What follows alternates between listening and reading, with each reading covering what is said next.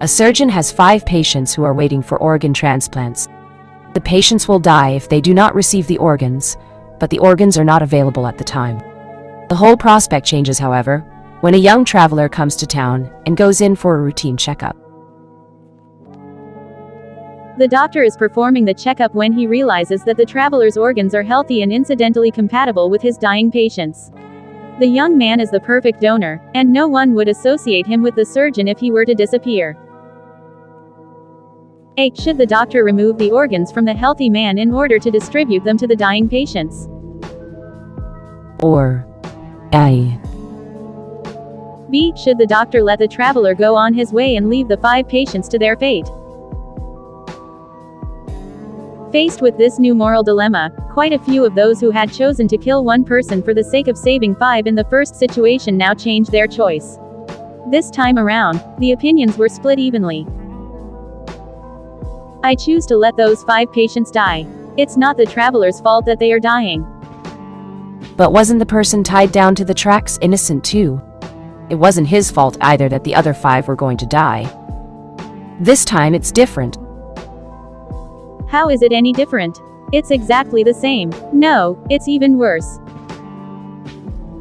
Eventually, the bell signaling the end of the class rang. Even after the ethics professor left, the rest of the class continued their debate during the break.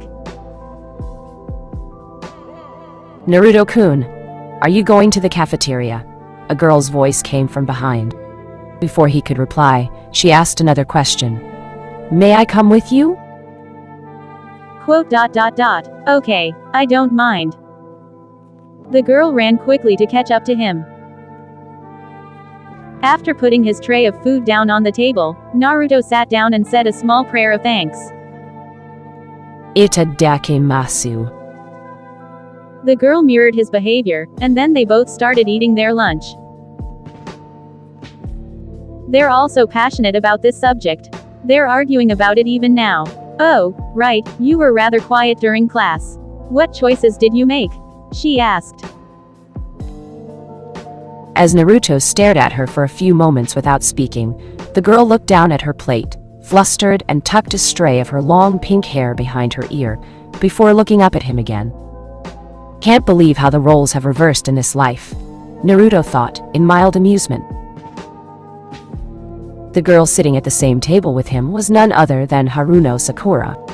In his past life he had been crushing on her for years, but she had never given him a chance. In his current life, however, she was crushing on him. But this time around, he was the one who had no interest in her. She's pretty, but Rumi is so much more beautiful. His eyes gained a blank look as his mind got filled with thoughts of his girlfriend. Rumi happened to be the complete opposite of Sakura. If Sakura was an average, girly, and delicate 17-year-old teenager, Mirko was a strong, athletic, and feisty woman in her late 20s. She also got them big thunder thighs, and her big fat mommy milkers are to die for. He almost giggled perversely at the thought of that. Naruto-kun, are you okay? Ah, sorry, Sakura, I was thinking about Okada-sensei's questions. Naruto lied and coughed into his fist, trying to recollect himself. Thinking about his girlfriend often made him zone out and forget that he was in public. After clearing his throat, he said, "It was really hard for me to choose. I still don't know what's the correct choice and what's the wrong one. But I think that I would save those 5 people in the first scenario." What about the second? Sakura asked curiously. Naruto took a moment to finish swallowing his food before saying, "I wouldn't kill the traveler for the sake of the 5 ill people." Anticipating her question, he explained, "Those 5 people in the first scenario got tied down to the tracks by someone. It wasn't something natural, but those 5 that need an organ transplant, well, this is life sometimes. Sometimes people get sick and die. It's not correct for others to die for them to prolong their lifespan, at least that's what I think." Wow, that's something I didn't think about, Sakura said in surprise. One situation was created by people, while the other was something that happened naturally. That's a great point. What about you? What did you choose? Same as you. She replied with a shrug of her shoulders. I wanted to save 5 people instead of 1, but I chose to let the traveler go unharmed in the second scenario. Why? Well, it was actually a very easy choice for me since I'm soon going to be a medic hero. From a medical standpoint, it's ethically wrong to kill someone for the sake of saving other ill people. Such malpractice is in no way acceptable for a medic. As their subject of conversation was exhausted, their chatter died down, and they ate the rest of their lunch in relative silence. When Naruto was close to finishing his meal, Sakura broke the silence with a question. Say, Naruto-kun, would you like to go out with me after class? He sighed inwardly. I'm sorry, Sakura. I'm busy with training. It doesn't have to be today, she said quickly. Whenever you have a window of free time, we can. I thought you knew this, but I have someone else already, Naruto said, trying his best not to sound too annoyed. He was starting to understand why Sakura had been so quick to punch him in their previous life whenever he asked her for a date. Granted, he had never slapped her, but, after more than a year of her continuously dropping hints and asking him out, he was starting to lose his patience too. Ah, you and the rabbit hero. But I thought that the two of you weren't together. I mean, you went to Hawk's hero agency last year. I thought that maybe you went. Naruto just took his smartphone out and turned it on to show her his lock screen photo. It was a photo of him embracing the rabbit girl from behind and playfully kissing her cheek while she was grinning widely at the camera. One would have to be blind not to see how in love they were with each other. She's older than me, and I'm still not of age, so we haven't made it official yet. But I've liked her for almost 2 years now. I see. Realizing that she was on the verge of crying, Naruto didn't dally any further. See you later in class, Sakura, he said as he took his tray and left. 1 year and a half had passed, and now he was 17 years old. Unlike the very turbulent start of his first year of school, the following year and a half had been relatively quiet for Naruto. There had been no other villain attacks on the UA High, and none of his classmates had been killed in action, like Tenya, Tieta, and Minoru.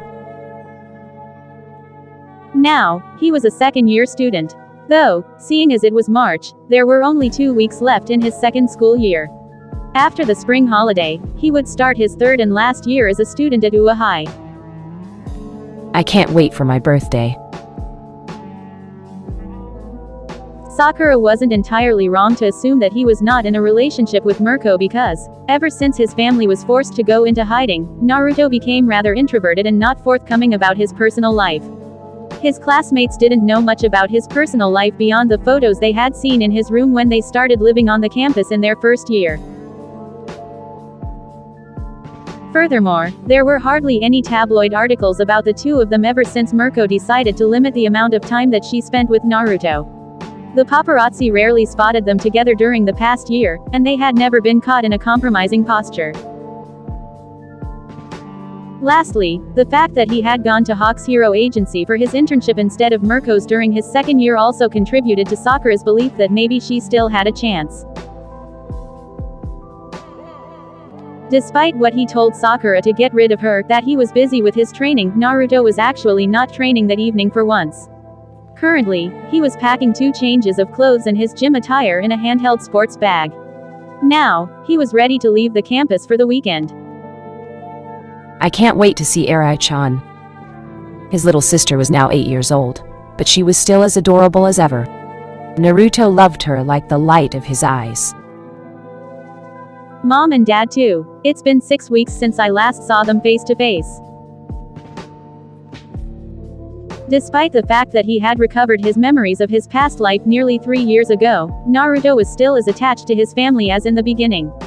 Now that he was going to spend the weekend together with them, he was filled with excitement and joy. His excitement and joy dimmed, however, when he arrived at the train station. Seeing as it was evening, the train station was packed with people who were commuting from work to home. Although almost 2 years had passed since the USJ incident and his rise to stardom, the public at large was still very interested in him and awed whenever they saw him. Every time he traveled by train or bus, he would be mobbed by fans. That was the case at the moment as well. It's Kurama.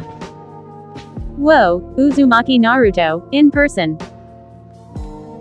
My friends won't believe this. Hey, could you take a pic with me, please? Kurama, can you sign your name on my shirt, please? The moment he stepped onto the train, a gaggle of loud young women and high school girls somehow gathered around him, crowding the carriage he was in to the brim. I wasn't ugly in my past life either, but this Fox Quirk is something else, alright. If his golden fox ears, cute face, and 4 tails weren't enough to make him a hit with the girls, the growth spurt he went through over the past year certainly sealed the deal. Now that he was 17, soon to be 18, not only had he grown a few centimeters taller, but his body had filled out too. His efforts in the gym were finally starting to pay dividends when it came to his appearance as well. Saying he disliked how many girls were attracted to him would be a lie, but the downsides of having such an eye-catching appearance made him wish he looked more normal instead. I can't go anywhere without being recognized. I can't even visit my family's new home. His parents' new identities would be exposed if he was spotted going to their new place. In the present, all he could was meet with them in a public place such as a hotel or a resort. Rumi always tells me to be cordial with the fans, but there should be a limit to this. Naruto said in a voice filled with chagrin when he finally got off the train and escaped from the crowd. His clothes were rumpled and the fur on his tails was standing in all directions from how the girls touched him all over. How did I get scratched like this? He asked himself out loud when he saw the thin and bleeding scratch mark on the back of his hand. One of the girls on the train must have had those nasty-ass long nails. But, merely a few moments after noticing the wound on his hand, a feeling of dizziness came over him. What the... It was too sudden. He couldn't understand what came over him because he had not been that dizzy or ill in years. I can't believe you're still standing. The dosage I gave you was big enough to knock out even a horse in less than a minute. It was the voice of a young woman. But his vision was starting to get blurry. Even as she walked in front of him, he couldn't quite make out her facial features. Suddenly, the disturbing sound of flesh being pierced was heard, and the girl let out a cry of shock and agony. Thinking that Naruto was on his last legs, about to fall unconscious, the girl let her guard down. She had no time to react before 4 golden chains burst out from his back and skewered her brutally. How? Was the last word that came from her lips before she breathed her last.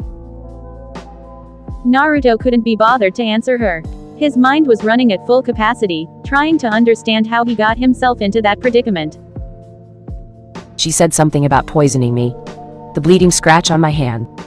It must have been when that group of girls crowded around me on the train. It wasn't strange that he had not felt how he got scratched, considering how everyone had been trying to touch him and get his attention at the same time. Shouts and yells of panic and fear started coming from the people passing by when they finally took notice of the dead woman on the street and the blood that started pooling around her. What was her goal by poisoning me? Grabbing his gym bag from the ground, Naruto wobbled as he walked at the fastest speed he was capable of in his current condition, trying to get away from the scene as quickly as possible. I think he's heading towards the main boulevard. He must be trying to get somewhere in the open. We have to stop him before that.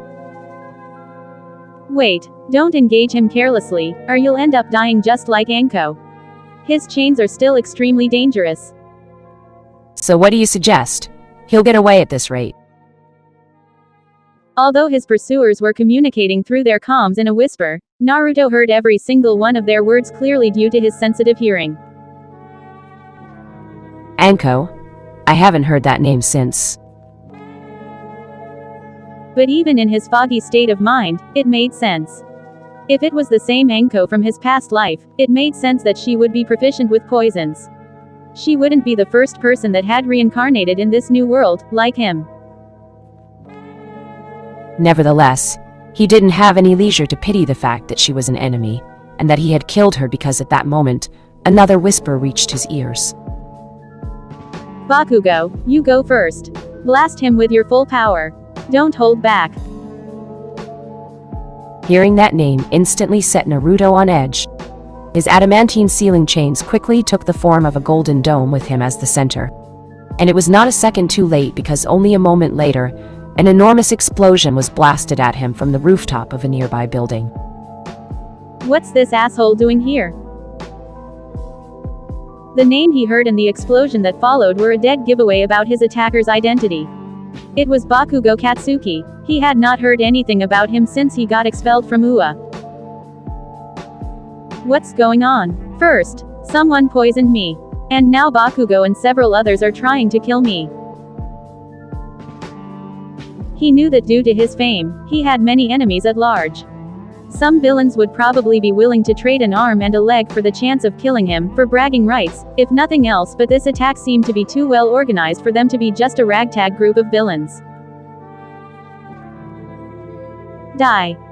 Bakugo screamed as he blasted one explosion after another at the golden chine dome, but his attacks were virtually useless. He was doing far more damage to the surroundings than to the intended target. Several cars parked nearby had exploded, and all the buildings in a 20-meter radius were set on fire. Hinoto, stop that useless retard before he ends up killing some innocent bystanders. Although Bakugo's explosions couldn't break the protective dome made by his adamantine ceiling chains, they were so loud that Naruto was forced to cover his ears to stop the pain. With his vision and reflexes impaired by the poison and Bakugo's explosions, rendering his sense of hearing useless, all he could do was pour his entire strength into his adamantine ceiling chains and hold on until help arrived. Suddenly, the explosions ceased. Had Naruto been able to see, he would have witnessed the scene of a man wearing a white animal mask punching Bakugo in the liver with such strength that he fell on the floor of the rooftop, paralyzed from pain.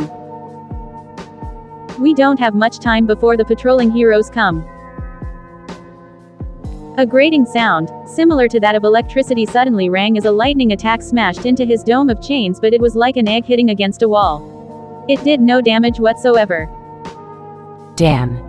It wasn't Anko's poison supposed to knock him out. We'll never break his chains at this rate. However, just as the group of attackers started having thoughts of calling it a failure and retreating, the dome of light created by the adamantine ceiling chains started flickering. It looks like the poison is finally getting to him, someone said, their voice filled with relief. Now is our chance. Attack with all you've got.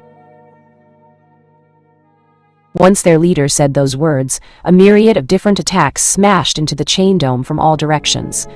Lightning, massive wooden spears, fire explosions, bullets shot from real guns, and even physical attacks that came in the form of body slams and claw slashes.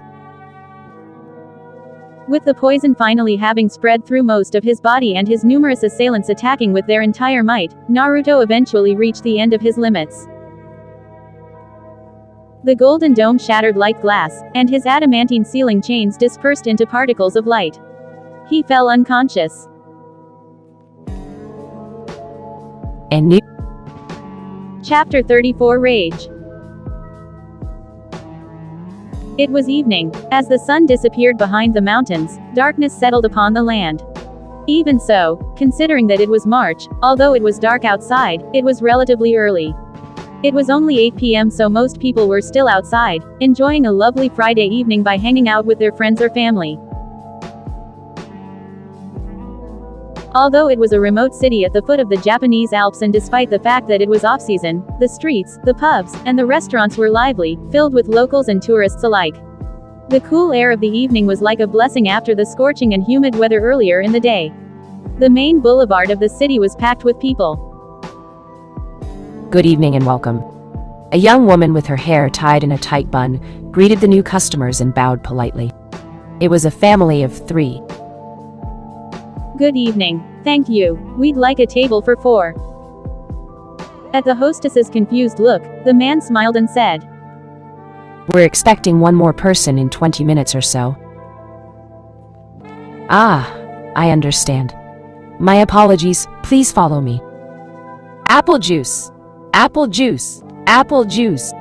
A little girl was chanting while banging with her hands on the table. Arai! At her mother's admonishing tone, the girl stopped making a ruckus, but she was still swinging her legs impatiently. Seeing as it was off-season, the owners of the restaurant had not been prepared for such an influx of tourists, so they were understaffed. More than 10 minutes passed since the family of 3 ordered their drinks, but the waiters had yet to come back to serve them. The little girl's inappropriate behavior made a few heads turn to their table. But upon seeing the adorable 8-year-old girl, their annoyance melted away from their faces like a miracle. But after locating the source of the noise, most people would find themselves inadvertently staring at the long and ruler straight red hair of the girl's mother. Even in a society filled with people who had all sorts of exotic looks and unusual physical traits, Uzumaki Kushina's waist-long, crimson-red hair could still make one sigh in awe. Seems like it's not only the waiters who are late with our drinks, Naruto is running late too, Minato said. That's strange. He should have arrived at the train station about 15 minutes ago. Maybe he can't find our restaurant. Let me send him a text message, Kushina said as she took out her phone. However, minutes passed without her receiving a reply. By now, the waiters had not only brought their drinks but also the food that they had ordered, but Naruto still had yet to arrive. Is Naruto-ni-san not coming anymore? Little Eri asked after a while.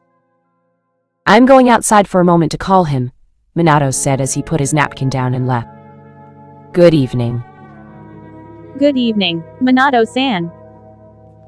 Yes, it is I. Sorry for calling you at this late hour. It's no problem, I just got back from work. Hero work kept you out for so long today. Yes, another pro hero lost his life tonight in Osaka. It was Fat Gum. You'll probably hear about it tomorrow on the news. This is the 4th pro hero who lost his life this month. Fat Gum died, Minato said in surprise. In spite of his looks, Fat Gum was a rather powerful hero, especially against the physical types. He was quite famous in his own right too, having a spot among the top 100 pro heroes in the country. I know, right? Fat Gum wasn't some nameless weakling who got his hero license a few months ago. He was an experienced and strong hero. To think that he would be found dead, floating down the Naka River one day, things are getting out of hand lately. It seems to me that after almost 2 years of vigilantes killing villains on sight, the villains are starting to fight back now, lashing out at the whole world. That's worrisome. The woman from the other end of the line let out a long sigh before saying, leaving aside my troubles, why did you call me? Is there anything I can help you with? Ah, right. We were supposed to meet with Naruto this evening, but almost 1 hour passed from the established time. Is he by chance with you? If he was headed towards my place, I would know that. But he didn't tell me anything. Besides, I'm not in Hiroshima now. Also, Naruto would never miss the chance to spend time with you. You know how much he misses his family. Suddenly, the streets, the buildings, and even the air itself seemed to vibrate as an ear-deafening explosion boomed. Many windows shattered, car alarms went off crazily from everywhere, and the crowd of people started screaming and running away in panic. What's happening? What's going on? Kushina asked when Minato returned to the now empty restaurant after the crowd dispersed. Unlike the rest of the people who had scrambled away in terror, Kushina had activated her adamantine sealing chains, encasing herself and Eri within. I don't know. It must be yet another villain attack. We should leave immediately. But Naruto-ni-san is somewhere out there. What if? Eri began to say. Your brother is a big boy now. He is strong, he can protect himself. Now come, we have to disappear. Due to Kushina having been forced to reveal her quirk for the sake of protecting herself and their daughter from a potential attack, Minato was afraid of all for one of his many subordinates catching wind of them. With Minato holding Eri in a piggyback carry, the family of 3 started running towards the parking lot where they had left their car. As they drove away from the restaurant, half a dozen police cars and just as many ambulances passed by them, going towards the location where the loud explosions had come from. 2 men wearing black suits were standing shoulder by shoulder inside a poorly lit office. Uzumaki, Naruto has been secured. Unfortunately, Agent Mitarashi lost her life in action. Mitarashi. Anko died. What a shame, came the voice of an old man from behind the desk. Leaning against the backrest of the leather chair, the old man was sitting with his back to the 2 men, looking at the scenery of the night city through the large windows of his office. Another thing that we have to report is that the No. 58 hero, Fat Gum, was found dead this evening. This is the 4th death among pro heroes this month alone. We have reasons to suspect that the villains are no longer acting solo. We believe that there is an organization behind these attacks now. Turning around with his chair, the old man put his elbows on the desk as he rested his chin on his interlocked fingers. Finally, it has begun. This is good. This is great news. The 2 men exchanged a brief look of confusion at the words of their superior, but they didn't speak up. They didn't dare to even meet his eyes directly, much less directly question his words. Kakashi Yamato, you did great today. You can expect a significant bonus this month. You are dismissed for now. Thank you, sir, the 2 replied before bowing and leaving the office. He's stirring awake. What the? Does he have a healing factor? We've pumped enough anesthetic to give a regular person eternal sleep. How is he waking up now? Opening his eyes, the painfully bright lights forced him to close them again. His hearing was muffled. His body was numb. A skull-splitting headache was making him nauseous. He felt as if he was underwater. Where am I? He asked. However, instead of answering his question, the people around him injected yet another dose of sedatives into his veins to knock him out again. Not receiving an answer, Naruto started pulling at the straps that were tying him down to the bed. However, he was too weak. He could barely move, let alone break out of the maiden-like device tying him down. Danzo-sama. Sir, it's good to see you, sir. Even in his currently muddled mind, Naruto recognized the name spoken by those people. Danzo. Animal masked attackers. Anko Bakugo. I think I even saw someone who looked like Yamato and Kakashi from my past life when they attacked me. What's with them? What's going on? What did they kidnap me for? Why am I here? While he was still trying to make sense of the situation he was in, an old voice came from the right side of his bed. You're probably wondering why have we captured you? To put your mind at ease, I will let you know that we are not villains. Could have fooled me. Naruto spat in anger. You won't be able to break your restraints. I advise you to stop struggling. In the first place, we have no intention of hurting you, the old man said calmly. Why did you attack me for no reason if you're not villains? Why did you kidnap me? And why are you putting these damned lights into my eyes for fuck's sake? The lights were so strong that he couldn't even open his eyes. Oh, but we do have a very good reason to keep you here, Uzumaki Naruto, Danzo said. Going by the sound of steps echoing the silence of the room, Naruto could guess that the old man started pacing back and forth while he was speaking. How is it possible for someone to be born with 2 quirks? Just what kind of quirk is your adamantine sealing chains? Why did it activate so much later than the quirks of all the other people? Your Fox Quirk, is it really only a Fox Quirk or is it something else? The vast majority of trained pro heroes spend decades risking their lives against villains, but the chance of them awakening their quirks is astronomically low. How did your quirk awaken? And how did it awaken more than once? At that moment, the sound of Danzo's footsteps stopped as he was once again sitting on a stool by Naruto's bed. All those mysteries, all belonging to one person. And the answer to all those questions lies in the palm of my hand now. Unveiling those mysteries will lead Japan into a new era. Forget about the villains running amok or all for one. If we find the method to safely awaken our operatives, quirks, Japan will rule the whole world. Cooperate with us, Uzumaki Naruto. It will be much easier for both sides. You're expecting me to become your comrade after the way you treated me? Are you out of your mind? When I'm getting out of this, I'll rip you and everyone else here to shreds.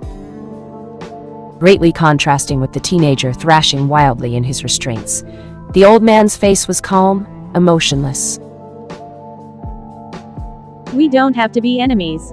We don't have to fight against each other. After all, our purposes align. You want to become a pro-hero and protect the weak.